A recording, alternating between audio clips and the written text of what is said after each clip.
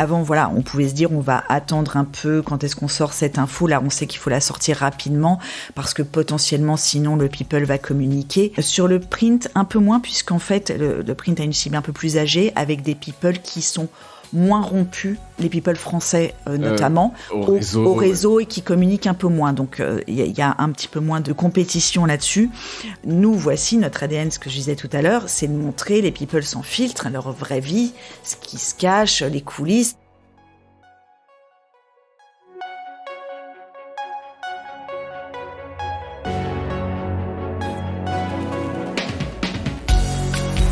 Bienvenue dans Mediarama, le podcast du futur des médias. Je suis François Desfossés et chaque semaine, je rencontre des entrepreneurs, des têtes penseuses et des experts de la galaxie média. Ce podcast est proposé par Cosa Vostra, agence de conseil tech et créative. Retrouvez-nous sur cosavostra.com.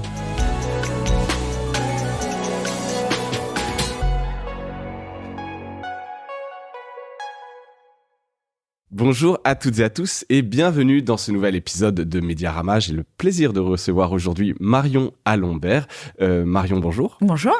Tu es directrice des rédactions ludiques et découvertes chez Prisma Media. Je suis très content de te recevoir aujourd'hui. Merci de m'avoir invité. Écoute, c'est un plaisir. On avait déjà eu l'occasion d'avoir quelques intervenants de qualité de chez Prisma. Et puis donc là, on va un peu plonger dans les rédactions de ce pôle, vous appelez ça, vous avez plusieurs pôles oui. chez Prisma. Donc là, c'est les rédactions ludiques et découvertes.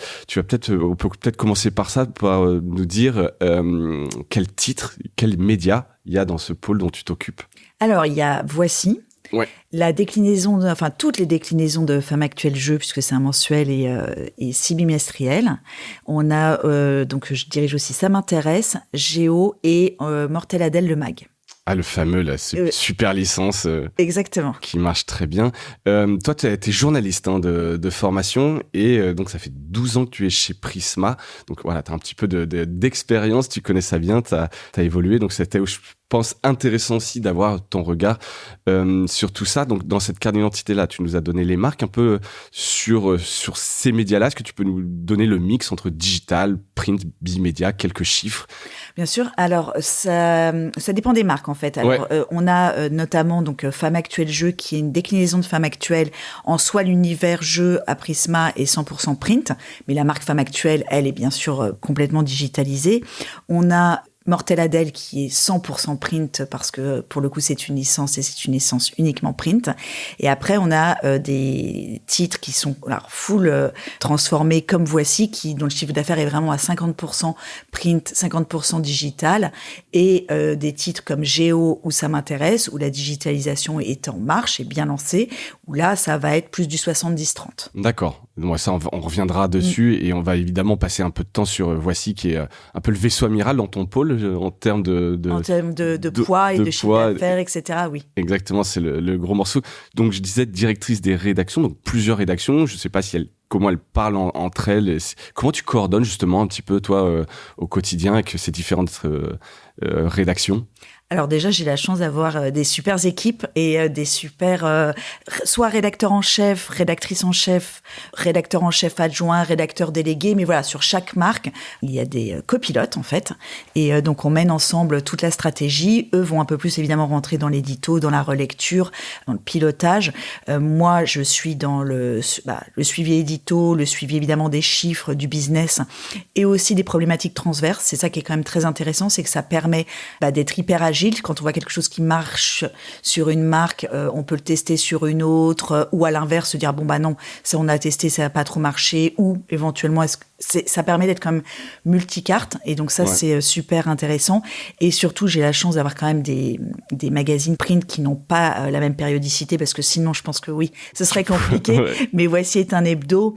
J'ai des mensuels, donc comme Ça m'intéresse, Géo, Femmes Actuelles Jeux, et des bimestriels, donc ça permet aussi de pouvoir, moi, dans mon agenda, jongler de façon quand même plus équilibrée. Ouais, t'es pas en permanence en bouclage. Exactement. Il y aurait un côté effectivement un peu schizo d'avoir des bouclages en parallèle. Même s'il peut y avoir des quotidiens, mais là ça pourrait être un peu compliqué.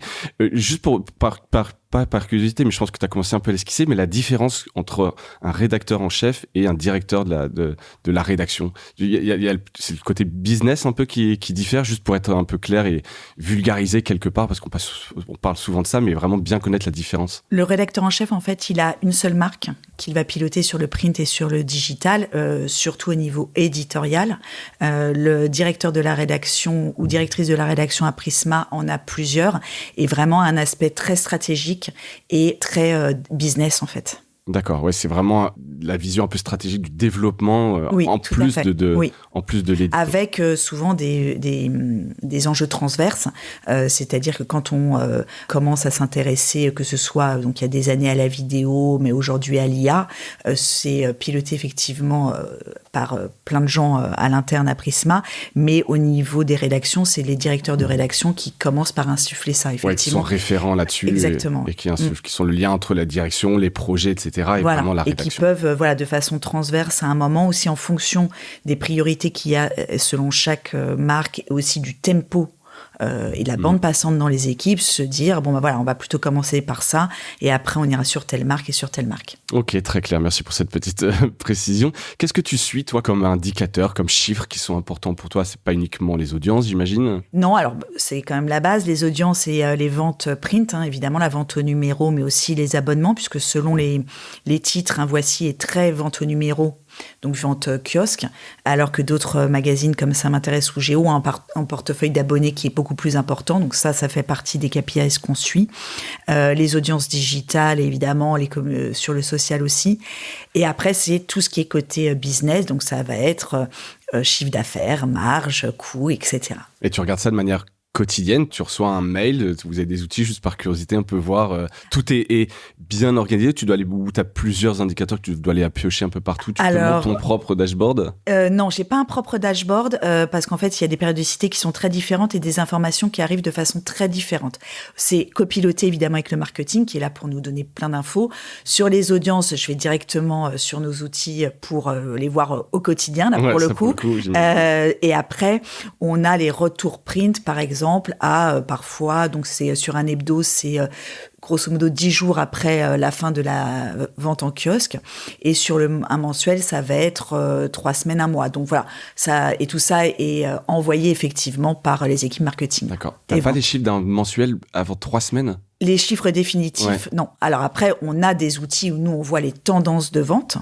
Mais les tendances de vente, ça reste un indicateur qui n'est pas toujours fiable parce qu'il peut y avoir, typiquement, là, il y a avec les ralentissements qu'il y a avec les manifestations avec les agriculteurs, potentiellement sur les numéros qui vont être en vente là et qui seront pas forcément livrés en temps et en heure, ce sera pas forcément très fiable. Donc à un moment, pour quand même avoir des chiffres consolidés pour savoir si ce numéro a vraiment bien marché, il faut avoir le chiffre définitif.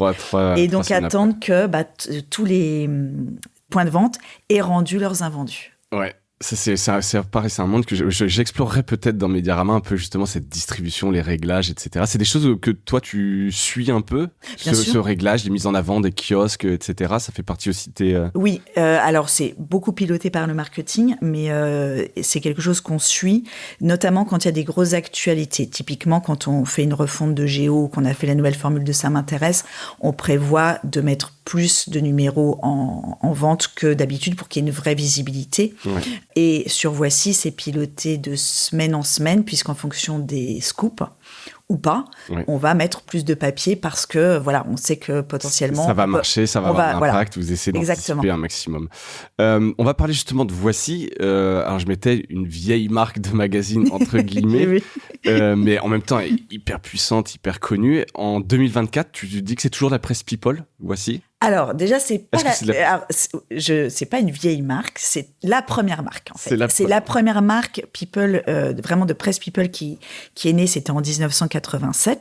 Et ça reste aujourd'hui la première marque. Donc, c'est quand même aussi... Première en termes, tu veux dire, de puissance, d'audience, de diffusion. Oui, c'est ça. Que ce soit sur le print, sur le digital. Enfin, voilà, c'est vraiment la première marque People. Donc, c'est la plus historique, mais c'est aussi, finalement, la plus statutaire. Ouais. Après... Et en 2024, oui, c'est toujours... Il y a toujours une appétence pour cette presse people. Oui, mais c'est pas que du people. Voici, c'est vraiment un féminin people. Il y a une grosse partie, que ce soit sur le print, sur le digital, sur le social, de contenu mode, beauté, bon plan, horoscope, etc., qui est vraiment très important dans l'usage de nos lectrices, consommateurs, etc. Ouais. Et c'est quoi les rubriques, formats qui ont fait la réputation du magazine? Alors, dans l'ADN de Voici, évidemment, c'est les scoops. Ouais. Donc, les scoops, la une du magazine, et puis maintenant, évidemment, ils sont multidiffusés. Et après, évidemment, tout ce qui a trait le ton Voici, en fait. Il y a un ton il y a Voici. un ton Voici. Alors, je vais être honnête, je suis pas un lecteur de Voici. C'est normal parce qu'en fait, tu n'es pas non plus notre lectrice. Bizarrement. Le ton Voici, en fait, c'est un ton qui est ironique, qui est drôle, qui est un peu poil à gratter, pas méchant. Mais voilà, c'est cet humour Voici qu'on essaye de vraiment qui fait notre patte, notre spécificité, et qu'on met sur tous nos devices, et qui dans le magazine s'illustre vraiment par les petites légendes qui sont vraiment connues pour être, voilà, c'est un peu la touche de sel sur les articles. D'accord. Et c'est un magazine ami des people? Parce qu'en fait, non. La réponse est claire, c'est non. C'est pas un magazine. Alors, c'est pas un magazine contre les people du tout, mais c'est une marque en fait qui montre la vraie vie, la face cachée des people. Donc, évidemment, ils sont pas forcément d'accord avec ça. Ça a toujours été l'ADN de Voici, voilà, de montrer des scoops, des révélations, des enquêtes aussi.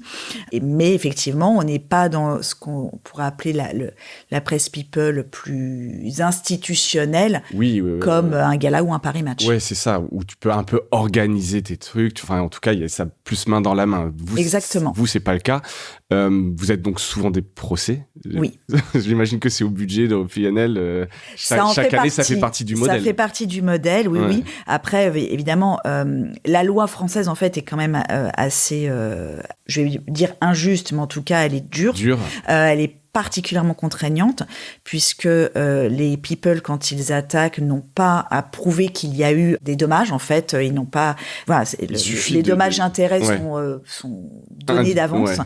Et c'est extrêmement difficile pour la presse people en général de se défendre. Typiquement, le même people qui va mettre sur Instagram des photos de lui avec ses enfants le matin au petit-déj dans son lit, donc complètement mise en scène de la vie privée. Si le même people, on le prend dans la rue sans ses enfants, il va nous attaquer, il va gagner quasiment systématiquement. D'accord. Voilà. Et ça, ça fait partie aussi du travail de la rédaction et de nos avocats, voilà, de plaider, d'essayer de défendre ça auprès des tribunaux, parce que voilà, il y a ce double jeu-là qui est tout le temps joué par les people. Oui, surtout que ça coûte rien, en fait. À chaque fois, ils disent, bon, bah voilà, je suis dedans, hop, j'attaque. Ah oui, et puis il y en a qui le font systématiquement, quoi qu'on écrive. Ouais, c'est ça, vous le savez. Mais c'est vos avocats qui doivent être contents, ils doivent pas s'ennuyer. Ils sont en interne ou vous avez... Non, on a deux avocats qui sont travaillent quasiment que sur Voici. Exactement, qui ne sont pas en interne par contre, mais on a un service juridique en interne qui ne chôme pas effectivement. Non, et qui essaye de vous freiner parfois. Il y a des frictions où toi tu sais qu'un papier, un papier, une photo, faut le sortir, etc. Et ils te disent non mais on va se faire défoncer. On travaille en bonne intelligence déjà parce que on est très bien formé, c'est-à-dire que on fait des formations et on les rafraîchit régulièrement sur le droit de la presse à tous nos journalistes. Que ce soit dans toute la et notamment sur le droit à la vie privée, droit à l'image, etc. Donc, nos journalistes sont quand même bien formés. Et ils savent aussi jusqu'où on peut aller ou pas. Et quand il y a un doute, j'appelle le juridique, on en discute. Et là, on essaye de voir la meilleure route à prendre pour limiter aussi éventuellement un risque s'il y a besoin. Ouais, bien sûr. Il doit y avoir des belles anecdotes et des belles histoires là-dessus. C'est vrai. J'imagine. Comment ça se passe, les scoops? Alors, c'est comme on l'imagine, des paparazzi, ça fonctionne encore comme ça? Ou c'est vos journalistes aussi qui vont sur le terrain? Les deux, en fait. Donc, nous n'avons pas de paparazzi à demeure. On travaille avec des agences qui, soit nous amènent des photos, soit nous, on leur demande de faire des photos pour nous. Ouais. Et on a aussi donc tous nos journalistes qui, eux, ont en fait, leur carnet d'adresses, plus ou moins spécialisé, un peu plus milieu du cinéma, un peu plus politique, etc. Et on a aussi donc un chef des infos, qui est un poste très particulier à Voici, puisque sa mission est d'entretenir et de développer un réseau d'informateurs et de travailler main dans la main avec les photographes derrière pour produire des séries photos. D'accord. Et ça, voilà, c'est vraiment assez classique comme fonctionnement. Mais voilà, les scoops viennent soit d'une info exclusive, soit d'une photo exclusive, en fait. D'accord. Et ça arrive, ça tombe tous les jours ou c'est un peu au gré de la chance, de l'actualité Au gré de l'actualité. On ne peut pas inventer l'actualité. Ouais. Alors, on sait évidemment qu'il y a des périodes qui sont plus fastes. Évidemment, l'été, c'est toujours des moments où on a beaucoup plus de photos, beaucoup plus d'infos. Les gens sont en vacances, les gens sont à la plage. Et des périodes qui sont beaucoup moins intéressantes, on va dire. La fameuse trêve des confiseurs de fin d'année où il ne se passe pas grand-chose. Mais voilà, sinon... il peut y avoir quand même un scoop au mois de janvier. Ça peut tomber quand même n'importe quoi. C'est le principe de l'actu. C'est le principe de l'actu. Merci Marion, effectivement, c'est vrai, on ne peut pas la prévoir. Et est-ce que l'avènement des smartphones, donc l'explosion du nombre des images, notamment amateurs, a changé quelque chose pour vous ? Alors, bizarrement, non. Les gens vous envoient pas de photos en disant je suis à la plage. Alors, quelquefois, mais c'est vraiment en fait à la marche. C'est-à-dire que vraiment, on imaginait justement qu'on s'est dit on va avoir des centaines de photos de gens qui vont prendre des people dans la rue, etc. Alors, il s'avère que, en fait, déjà, c'est un métier de prendre des photos. Donc, beaucoup nous amènent des photos en nous disant « Mais si, regardez, là, derrière l'arbre, dans la rue, vous voyez bien, c'est machin derrière. » Bah non, en fait, on ne voit pas. On ne voit pas. Souvent, c'est pas le people, en fait. C'est quelqu'un qui y ressemblait vaguement. Ah, c'est marrant, oui, ça. Donc, il y a un subreddit que je suis, c'est vaguement connu, ça s'appelle en anglais. Et les gens qui pensent être avec des stars. Oui, on a eu... j'ai vu Bruce Willis dans le jardin de mon voisin. Non, c'était pas Bruce Willis. Non, pas du tout. Donc ça fait... Voilà. Maintenant, oui, il arrive qu'on ait, que ce soit des vidéos ou des photos qui soient transmises, mais c'est vraiment pas du tout quotidien. Ouais, t'as pas ça en volume. Et exploitable, c'est encore plus rare. C'est ça. Donc, en fait, donc ça n'a pas vraiment changé le métier. Sur le sourcing des photos, etc., ça n'a pas forcément changé. Est-ce que, là, sur le digital, tu entends parler un petit peu, mais le fait maintenant que les stars aient donc leur communauté et donc des comptes sur Insta, TikTok, ce qu'on veut, et donc qu'elles publient eux-mêmes soit de leur propre scoop, etc. Est-ce que ça n'a pas changé le rapport justement au scoop en disant en fait ce que vous faites dans Voici c'est bien, mais on l'a déjà en direct avec les stars. Est-ce que ça a un peu changé votre paradigme ? Oui, ça a changé. Alors surtout sur le digital, avant on pouvait se dire on va attendre un peu quand est-ce qu'on sort cette info. Là, on sait qu'il faut la sortir rapidement parce que potentiellement sinon le people va communiquer. Ouais. Sur le print, un peu moins puisqu'en fait le print a une cible un peu plus âgée, avec des people qui sont moins rompus, les people français notamment, au réseau et qui communiquent un peu moins. Donc, il y a un petit peu moins de compétition là-dessus. Par contre, tout ça reste de la com. C'est-à-dire que nos lecteurs, lectrices sont pas dupes. Ce que les people montrent sur les réseaux sociaux, c'est de la com. Ouais. C'est des filtres, et quand il n'y en a pas, c'est quand même travaillé. Voilà, exactement. Et puis les textes sont écrits, sont répétés. Enfin voilà. Nous, Voici notre ADN, ce que je disais tout à l'heure, c'est de montrer les people sans filtre, leur vraie vie, ce qui se cache, les coulisses. Donc quelque part, c'est là-dessus aussi que notre lecteur nous attend et pas forcément dire ce que les people ont déjà dit. On peut dire déjà en direct, quoi, parce que vous n'êtes pas pertinent à ce moment-là. Je reviens juste un tout petit peu en arrière sur les photos donc, que vous recevez, donc professionnelles par des paparazzi ou vos journalistes. Quelle valeur ça a ? Enfin, je veux dire, c'est le prix, comment ça se paye ? Est-ce que c'est pareil pour le print ou pour le numérique qui est beaucoup plus volatile quelque part ? Il y a des grilles de prix sur ces photos, ces scoops ? Non, il n'y a pas de grille de prix. Ça se fait en échange. On échange de gré à gré. Exactement, de gré à gré. Les grosses scoops sont plutôt réservées aux en photo au print, Ouais. pour que justement on puisse essayer de le conserver le plus longtemps possible. Si on publie une photo sur le digital, évidemment, C'est fini. En fait, 3 elle est secondes reprise, après, copiée, voilà, dupliquée et reprise voilà, partout. exactement. Donc, en fait, ce qu'on fait, c'est qu'en général, on tease le scoop sur le social, on sort le scoop dans le print et on le reprend après sur le digital. D'accord. Voilà. Vous séquencez Oui, ça vraiment pour maximiser. C'est ça. Et garder le scoop sous la marque Voici, qui ne se dilue pas dans les millions de reprises qu'il va y avoir. Sauvage qu'il peut y avoir. C'est ça. Combien ça vaut un scoop? C'est peut-être une question naïve et tu peux pas répondre, mais on a des ordres de prix. Non, je peux pas vous donner l'ordre de prix parce que pour le coup, alors ça va complètement dépendre et du people et j'ai envie de dire même du moment. Parce que la même photo n'a pas la même valeur si on est sur une semaine où il y a déjà beaucoup d'actu, ou si finalement ça va dépendre aussi, est-ce que la photo est exploitable, est-ce que il y a plein de petites choses qui vont faire que la valeur va évoluer. Mais les gens se font souvent, en tout cas, notamment les particuliers, quand ils nous appellent et qu'ils nous proposent parfois des scoops, ils imaginent qu'ils vont repartir avec des valises remplies de billets.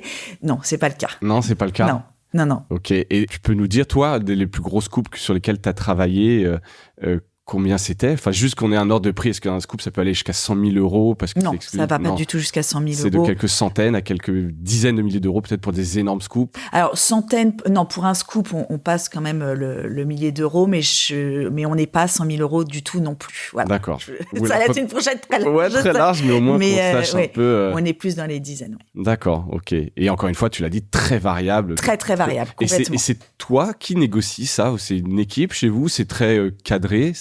Bien sûr, c'est la chef du service photo, ouais. Ou son adjointe quand elle n'est pas là, évidemment, qui s'occupe de négocier avec les paparazzi. D'accord. Voilà. Il faut quand même moi, je donne mon go, évidemment, sur le sujet.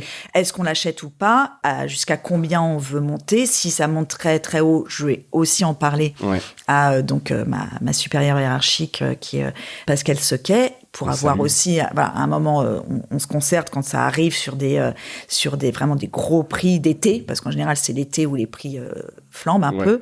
Mais sinon, c'est la chef du service photo qui traite en direct avec eux. D'accord. Digitalisation un peu de Voici. On sait que donc, le papier baisse. J'imagine que c'est pareil sur Voici, de manière oui, globalement, sur toute la presse magazine. Oui. Voilà, toute la presse même, globalement, les diffusions papier sont plutôt en baisse qu'on essaye de contrôler. Comment se passe, tu disais, la digitalisation, elle est faite chez Voici? Je crois que tu me le disais avant ou au début, mais c'est 50-50 aujourd'hui dans le chiffre d'affaires. Oui, c'est 50-50 dans le chiffre d'affaires. En fait, le site de Voici, il a été créé il y a à peu près une quinzaine d'années. D'accord. Donc, alors évidemment, au début, ça a été petit, ça a tâtonné, mais ça fait quand même plusieurs années que le site est rentable et qu'il a pris, le relais, entre guillemets, aussi d'une partie du chiffre d'affaires print. C'est une rédaction d'une quinzaine de personnes avec le social. Voici en tout, c'est un peu plus de 40 personnes. Donc, on a une rédaction digitale assez plutôt desk, qui produit jusqu'à 81 news par jour. Ah oui, quand même. Oui, voilà, avec une production donc 7 jours sur 7, de 7h à minuit. Donc, Et c'est programmé ou non? Il y a vraiment un desk tous les jours? Il y a un desk tous les jours de 7h à minuit. Oui. Ok. Oui. Tous les jours, samedi, dimanche, on est toujours sur. Il y a un besoin parce que on n'est pas non plus dans la presse là, IPG, d'information, de breaking news, etc. S'il y a un besoin. Alors en tout cas, il y a une consommation, ça c'est sûr. Et il y a un besoin, oui, parce qu'en fait, notamment, il y a beaucoup d'events qui se passent le soir. Aussi pas mal d'émissions télé que nous on couvre parce que ça fait partie aussi de l'angle de Voici. Oui, bien sûr. C'est aussi faire du zapping télé, raconter un clash, etc. Et sur le week-end, c'est le week-end que les stars se marient. Comme tout le monde, en fait. Qu'il y a les Oscars, les Emmys, les Golden Globes, etc. Un couronnement. Finalement, l'actu people, elle s'arrête jamais. Ouais. Et le week-end, donc, c'est un temps fort. Exactement. C'est quoi le modèle économique de Voici en ligne? C'est de l'abonnement? C'est les gens qui s'abonnent à Voici? Non, alors on a vraiment un modèle sur le print qui est vrai. Alors, on a de l'abonnement, mais c'est beaucoup de la vente au numéro. Et sur le digital, c'est surtout la pub, en fait. C'est la pub? Ouais. Ce que vous savez bien faire chez Prisma, Oui, la tout à fait. monétisation Oui. par la pub, c'est... Exactement. D'accord, donc c'est Que ce soit voilà, du display, de la vidéo, du gré à gré, des opérations spéciales aussi évidemment. Mais voilà, on a un modèle qui est quand même quasiment 100% publicitaire exactement. sur le Oui. site. Quel type d'opération spéciale vous faites C'est du brand C'est du brand content en avec les général. marques Là, beaucoup sur le social. En fait, on a des formats vidéo qui se déclinent très bien avec typiquement les 3-4 raisons de lire tel livre pour un éditeur, de regarder tel film, enfin voilà, ou d'utiliser tel produit de beauté. Donc ça, c'est des formats qui marchent très bien en brand content. Ouais, et jamais en partenariat avec des stars, des célébrités. C'est pas... Alors, ça peut arriver. Alors, on n'est pas anti-célébrité. Hein. Ouais, c'est pas du tout... au contraire, on aimerait beaucoup plus travailler avec eux. On a pas mal d'interviews, d'ailleurs, que ce soit sur le print ou sur le digital. Maintenant, les partenariats avec les people, c'est quelque chose qui est très compliqué à mettre en place en général, assez chronophage et sur lequel... la marge n'est pas évidente puisque voilà, ça veut dire qu'il faut payer aussi. Donc pour nous, on s'est quand même... Ouais, tu vois pas forcément d'intérêt. Voilà, nous, on s'est quand même beaucoup centré sur notre ADN et c'est ça aussi que les marques viennent chercher, c'est-à-dire ce côté humoristique de Voici, ce ton un peu piquant, un peu rigolo et puis bon, évidemment, la puissance qui va avec. Très clair. Sur le digital, toujours, c'est quoi les formats qui fonctionnent bien ? Tu parlais du social, c'est vraiment là que vous surperformer sur le social? Alors, le site fonctionne très bien. Déjà, en fait, c'est surtout les formats news et vidéos qui fonctionnent bien. Sur le social, ça marche très bien aussi. Sur le social, en fait, on fait plusieurs types de formats. On se fait aussi bien du format event, Fashion Week, etc. On fait de l'interview, on fait du format purement news, incarné ou pas, où voilà, on suit l'actualité. Et vraiment pour essayer de se différencier. Parce que la différence de Voici, c'est évidemment les scoops et les infos exclus qui sont relayés sur le social et sur le digital, mais c'est le ton. Et le ton, on a lancé un format qui est spécifique, qui s'appelle La Scène Voici. En fait, il y a 3-4 ans maintenant, on a construit un studio vidéo au sein de Prisma, au sein de la rédaction, qui s'appelle La Scène Voici, et qui est un format un peu cave de stand-up. Donc il y a une scène, on fait venir du public et on fait venir des humoristes qui donc viennent sur scène, font une quinzaine de minutes de sketch et ça on le diffuse sur tous les devices, mais c'est vraiment spécialement pour Instagram et Facebook et voilà, ça fait partie vraiment pour nous des créations originales qui font la différence par rapport à nos concurrents et qui mettent en avant ce côté humour qu'a Voici. Ouais, c'est marrant. Alors, je ne connaissais pas parce que tu peux te dire qu'il n'y a aucun rapport avec la presse people à la base, mais et c'est un truc qui marche bien et qui a un bon lien avec le reste de ce que vous faites, etc. Exactement. En fait, l'idée, c'est toujours d'élargir cette marque, comme toutes les autres marques, parce que sur Ça m'intéresse, Géo, sur les jeux, enfin, l'idée, c'est toujours d'aller plus loin. On peut pas se reposer sur nos lauriers. Donc, Voici, c'est un moment, c'était de se dire comment on peut valoriser ce ton-là, cet humour que nos lectrices nous font remonter, et c'est pour ça aussi elles achètent Voici pour se marrer. Comment sur le digital on peut avoir quelque chose, un marqueur fort en fait de cet humour. Et c'est pas toujours évident de le transformer en vidéo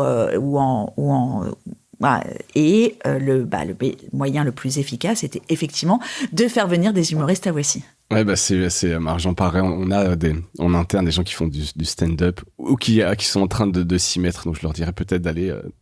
C'est quoi pour postuler? C'est des débutants, c'est des gens connus? Alors ça dépend. On a les deux. On a des formats où on a des personnes plus, un peu seniors qui vont. Typiquement, on avait une Élodie Pou qui était venue, c'est elle qui avait fait la première scène Voici, et qui vont, entre guillemets, parrainer des humoristes plus débutants. On a vraiment de tous les gabarits, entre guillemets. Justement, l'idée aussi est quand même d'avoir ce côté dénicheur de talent, parce que voilà, un humoriste qui n'était pas forcément aussi connu, quand on est fier parfois de se dire, on était dans les premiers à avoir sorti tel humoriste, etc. Exactement. C'est pas mal, puis ça vous permet de les suivre aussi derrière. C'est ça. Ça fait du contenu. Vous êtes aussi sur TikTok? Oui, on est aussi sur TikTok. quel objectif ? Alors, l'objectif, c'est de développer la communauté et de l'engager. Pour le moment, on n'a pas du tout d'objectif particulier de chiffre d'affaires. Vous cherchez pas à les faire revenir sur le site. Pour le moment, c'est de la noto. Exactement. Ouais. C'est de la notoriété. Et puis, l'idée, c'est de voir justement comment capter des cibles plus jeunes.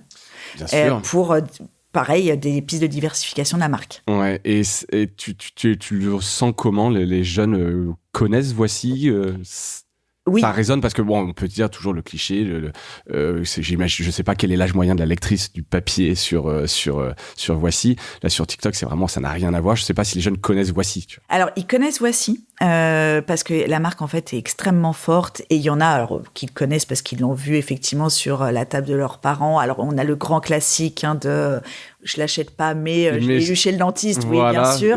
La circulation elle est quand même très forte. La circulation est extrêmement forte. Ils connaissent Voici et l'idée c'est de les amener à consommer Voici. Alors évidemment on les cherche pas forcément sur les prints, c'est pas un usage qu'ils ont, mais vraiment les amener sur nos réseaux pour voilà. Donc on teste plein de formats différents.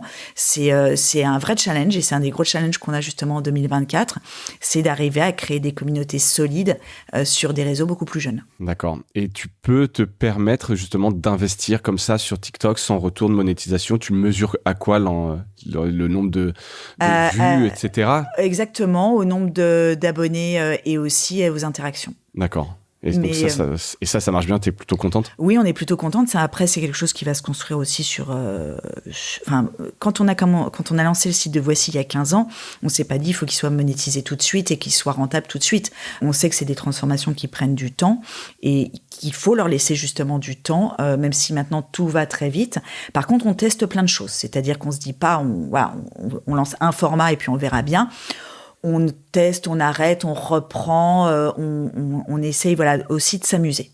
Je pense que c'est important. Et à la fois, tu l'as dit peut-être pour le ton de Voici, mais surtout en mode on teste, puis on verra. Et puis tant que c'est cool, Exactement. Si ça foire, c'est pas très grave. Oui. On n'a pas des énormes enjeux pour le moment. Ouais. On reste sur des formats vidéo qui sont abordables. On n'a pas lancé des super productions non plus hollywoodiennes, donc en termes d'investissement, c'est gérable. Ça va, t'as pas trop de pression derrière que ça marche pas. Je m'étais alors tu t'en occupais pas, mais donc il y a eu la vente de Gala. Comment les rédactions elles ont vécu ça en interne ? Ça n'a pas été un crève-cœur ? Si, forcément, puisque c'était c'est une marque historique. C'est aussi des équipes qui se connaissent, etc. Donc ça n'a pas été un moment forcément très agréable. Maintenant, Gala a trouvé un super racheteur et voilà, on est très content pour nos collègues aussi on leur souhaite beaucoup de succès. Et puis Prisma en soi a aussi fait de nombreuses acquisitions et lancé des nouvelles marques. Et donc voilà, ça a permis aussi de faire des beaux investissements. Voilà, ça fait partie de la vie aussi de gros groupes de presse comme ça. Il y a des marques qui sortent, il y a des marques aussi parfois qu'on arrête, il y a des marques qu'on crée, il y a des licences. Enfin voilà, ça fait partie du business. Ça fait partie du business, exactement. Justement, c'est dans ton giron, Néon ? Non, c'est pas dans ton giron, mais c'est une marque qui, a priori, s'arrête. Alors non, Néon s'arrête pas. Néon, renaît. Oui, c'est-à-dire qu'on a un relancement de Néon, donc vraiment très très social. Le print s'est arrêté effectivement il y a un an ou quelque chose. Il y a un peu plus d'un an, je dirais il y a 2 ans. Effectivement, parce que le modèle économique était compliqué, parce que c'est une cible effectivement qui a pas beaucoup d'usage sur le print, c'est une cible beaucoup plus jeune sur Néon. Et là, donc il y a une relance qui est pilotée par Julien Emery, qui est directeur des rédactions grand public et qui va sortir, si je ne me trompe pas, en février ou mars, parce que ce n'est pas mon périmètre, donc je ne voudrais pas vous dire de bêtises, et vraiment d'un nouveau Néon, très très orienté communauté LGBTQIA+. Voilà. D'accord. Donc un changement de proposition de valeur, de positionnement éditorial total. Alors non, parce que Néon a toujours été très engagé et toujours en soutien des communautés. Oui, je vois sur le site, il y avait déjà exactement. Love, mais là, si vous allez sur les réseaux sociaux, vous allez voir effectivement que c'est un virage qui est en train d'être pris. Ouais. Ok, c'est chouette. Ah ouais, c'est très très chouette. Parce que la marque était belle, c'était un peu dommage. Ça aurait été tout à fait. Voilà, Complètement dans mon dommage, esprit, j'ai l'impression que tout s'arrêtait, donc c'est très bien que ça se relance avec les mêmes équipes. Avec Ou une partie, je crois que c'était pas des grosses équipes. Non, Néon, c'était une toute petite équipe. Il y a une partie qui a intégré la rédaction de Ça m'intéresse parce que T'as récupéré quelques talents. Exactement. Et il y a eu des embauches effectivement côté Néon pour avoir aussi certaines expertises dont ils avaient besoin. Oui, sur ces sujets-là, t'improvises pas. Non. T'improvises pas expert. Dans ton giron, on l'a dit, Ça m'intéresse et Géo. Pareil, Géo, tu peux nous en relancer. J'ai l'impression qu'il y a eu des changements de formule, etc. Oui. C'est un magazine qui s'est un peu cherché ces derniers temps. C'est quoi aujourd'hui la proposition de valeur de Géo? Alors Géo, c'est une marque effectivement historique et vraiment statutaire qu'on a vraiment eu envie de bouger. On a fait on est en train de faire une refonte parce que c'est une refonte en profondeur. C'est pas une nouvelle formule. L'idée, c'est vraiment de faire de Géo une marque à impact dans la transition environnementale. Vraiment que Géo soit une marque verte, assumée, engagée. Et du coup, alors ça passe par plein d'étapes. Ouais. Ça passe par une étape évidemment de changement édito. Donc ça a déjà été commencé puisqu'on a une nouvelle formule qui est sortie en décembre avec évidemment des évolutions éditoriales sur le print, sur digital et social, avec des nouvelles rubriques plus engagées, des formats vidéo, de l'incarnation, etc. Mais pas que. C'est-à-dire que pour vraiment devenir un média impact, on a aussi des enjeux de transformation en interne, donc de transformation de nos procédés de production. Donc, on est en train de travailler avec toute l'équipe Prisma pour revoir nos process, pour diminuer leur impact carbone. D'accord. Et pas que Géo, c'est le pilote quelque part de cette transformation. C'est le pilote de cette transformation parce que Géo, en fait, a toujours eu cet ADN très green, très engagé sur la biodiversité. Là où il fallait, c'est qu'on soit plus engagé nous-mêmes dans notre façon de faire. Oui. Et aussi, évidemment, sur le côté édito. Mais voilà, là, on a décidé d'aller plus loin et ça permettra effectivement aux autres marques de Prisma, après, de s'engager. Mais on est un peu le poisson pilote. Ça passe par quoi, concrètement Déjà faire un bilan carbone. Ouais. Voir quels sont les problématiques qu'il faut adresser, et elles sont multiples. Donc c'est aussi bien sur la production print, évidemment, que le transport, que la fin de vie des magazines print, mais aussi comment tout ce qui va être pollution au niveau de pollution digitale, les vidéos, la compression des vidéos, aussi notre impact en tant que rédaction. Mais le plus gros impact, et ce qui va nous prendre le plus de temps, c'est en fait l'impact qu'on peut avoir par rapport à nos lecteurs. Parce qu'en fait, l'idée, c'est aussi de les influencer dans leur façon d'être au quotidien et de prendre des actions en faveur de la protection de l'environnement. D'accord. Et donc ça, c'est pareil, ça passe par quoi? Des challenges que vous leur donnez ou Alors, nous, ça passe par revoir nos process. Donc, ouais. C'est vraiment un travail qui va prendre...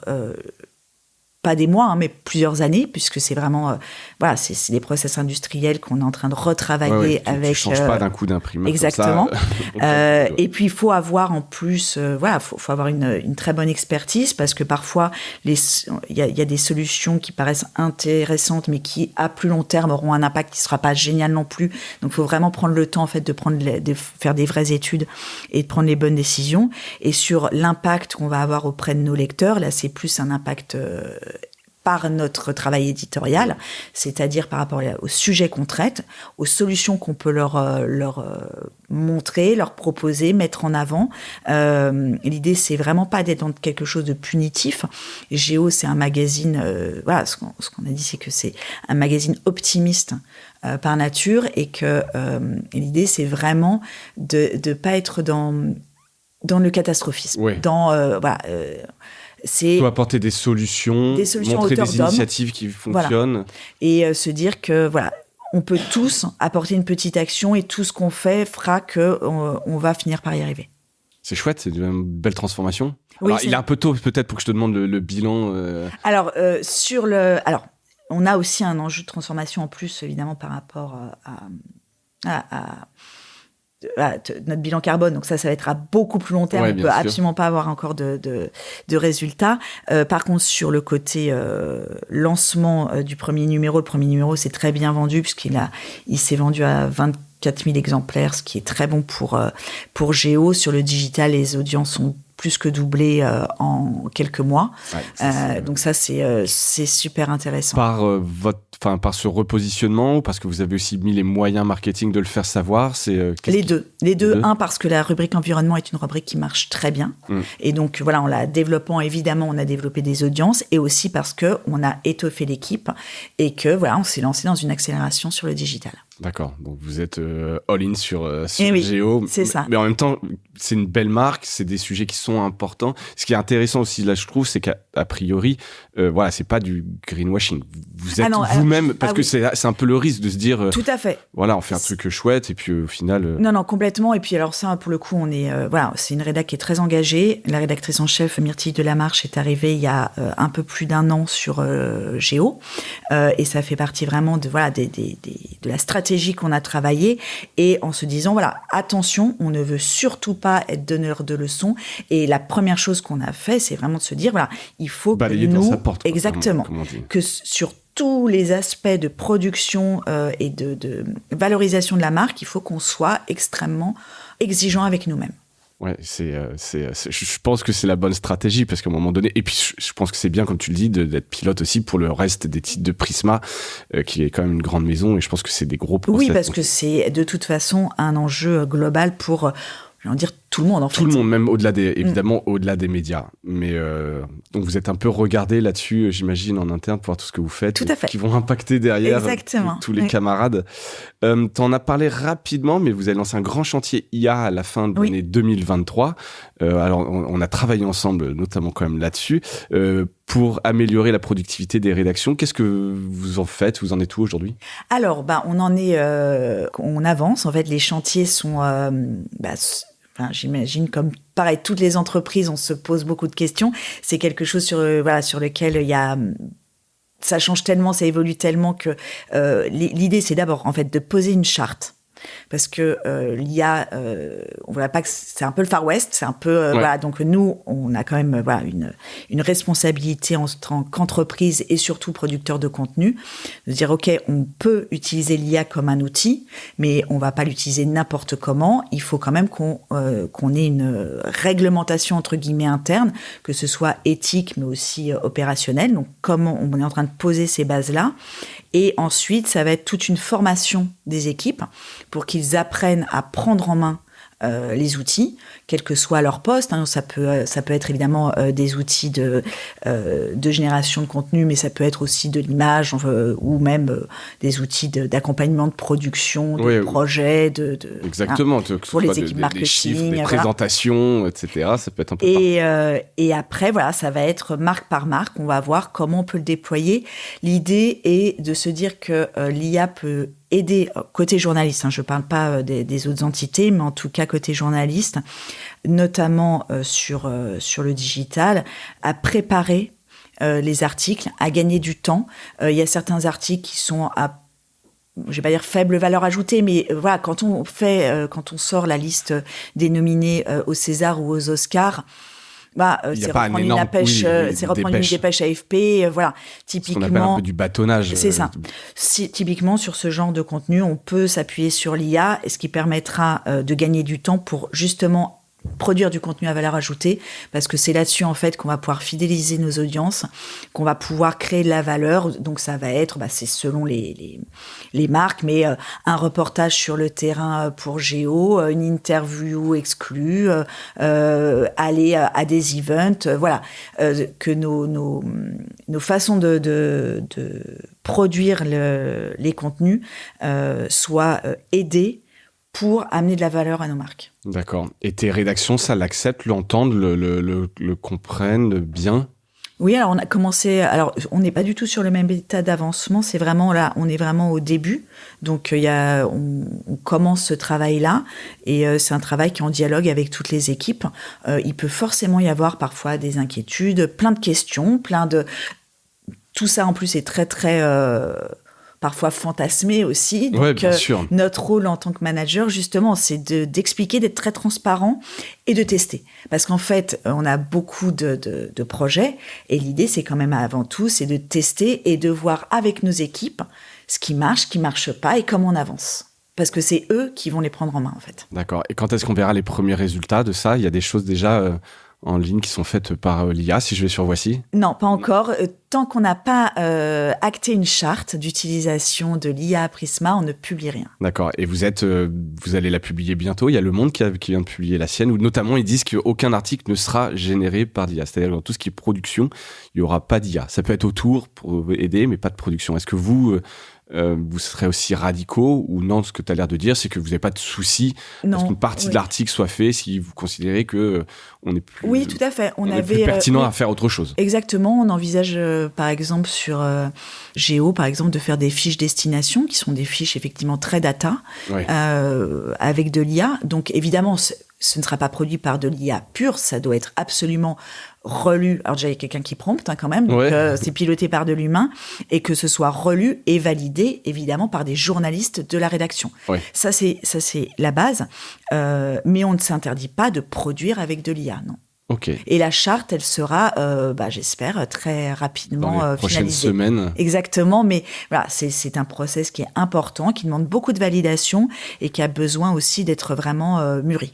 Oui, c'est un peu fondateur en tout cas pour les années à venir. Alors j'imagine qu'après une charte peut aussi évoluer, mais voilà, ça pose quand même un truc, donc tu ne te précipites pas. Non. Évidemment, c'est pas une opération de com, quoi. C'est quand même quelque chose de très interne. Tout le monde y adhère et que le cadre soit bien posé et qu'on puisse l'expliquer. Donc voilà, l'idée c'est pas de se précipiter, c'est vraiment que ce soit en management, mais aussi en production, d'avancer parce que voilà, c'est vraiment un outil qui est super intéressant, mais de le faire de la façon la plus co-constructive possible. Top, on suivra ça, la publication de cette charte. C'est quoi tes priorités pour 2024, tes directions? Là, tu vois, on est un peu en début d'année. S'il devait y avoir, je sais pas, 2 ou 3 choses qui vont...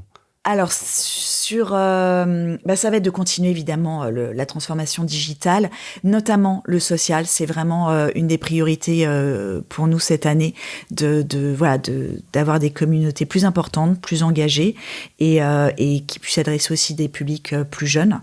Donc ça va vraiment être super important. Après, on a des nouveautés éditoriales auxquelles évidemment on réfléchit, mais ça je peux pas le dire parce que j'ai pas du tout envie que la concurrence soit au courant.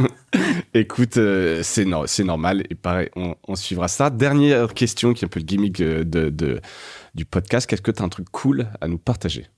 Oui, j'ai un truc cool à partager, c'est le succès du lancement de Mortel Adèle, le mag. C'est vrai qu'on l'a juste rapidement évoqué. Mais c'est un segment sur lequel Prisma n'était pas, la presse jeunesse, et c'est un segment qui est pas toujours évident à adresser. Et donc on a lancé en juin donc Mortel Adèle le mag. C'est une licence donc qui est la licence de Mortel Adèle, donc qui est une BD qui a été créée par Monsieur Tan et qui est illustrée par Diane Lefailleur. Et on est très très fiers de cette licence. C'est très fier de ce lancement parce que voilà, on a déjà vendu plus de 250 000 exemplaires depuis le mois de juin. Ouais, on a les enfants qui nous font des super retours et pour la faire, c'est vraiment super sympa à travailler. C'est vrai. Ouais, c'est super. Ouais, ça change un petit peu, j'imagine. C'est vrai que c'est une belle licence. J'ai des enfants, Mortel Adèle, j'ai garçon et fille, ça marche.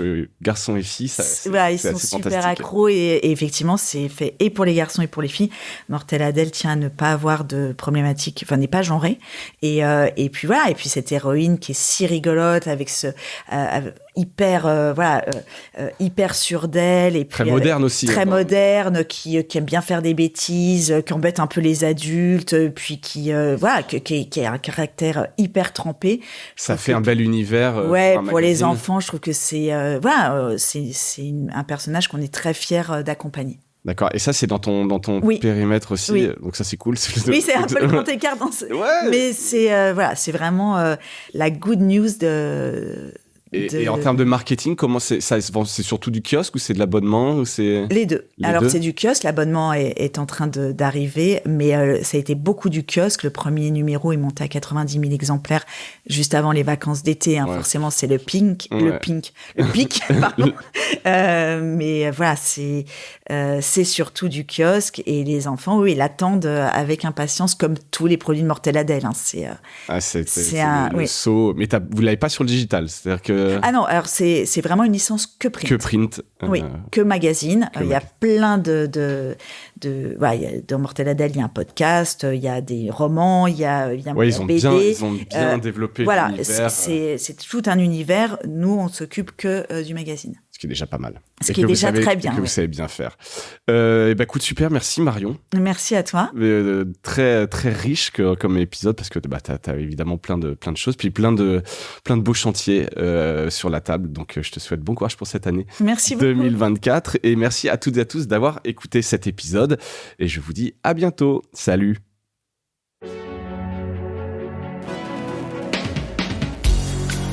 Voilà, Mediarama s'achève. Si cet épisode vous a plu, n'hésitez pas à le liker et le partager. Et puis, si vous souhaitez être accompagné par notre agence Cosa Vostra, contactez-moi par mail mediarama@cosavostra.com. Portez-vous bien.